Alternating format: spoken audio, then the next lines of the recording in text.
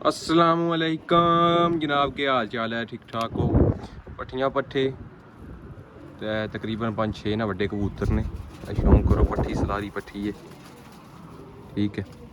Check करो tell balance, check करो बनतर ही नहीं चेक करो, ठीक है। शौक कर लो। हड्डी जोड़ ने सारे पूरे ने, आवाज होने लगी है बहुत तेज, इस वजह से जेड़ियां ने खलोता नहीं है, इन्होंने नजर आवन लगियां। पर फिर भी कबूतर खलोणगे तो पता लगेगा, ठीक है। चेक कर लो, कबूतर बहुत अच्छे ने, 15 ने। बाकी पट्ठी चेक करो, चेक करो बच्चा एक भी 700 हिसाब से टेढ़ी पट्टी है, चेक करो, ठीक है।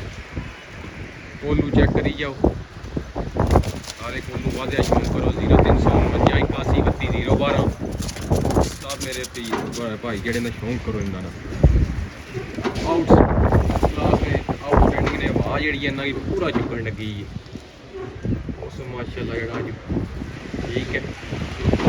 बहुत है, चलो शौक कर लिया, ये बनन लगी है,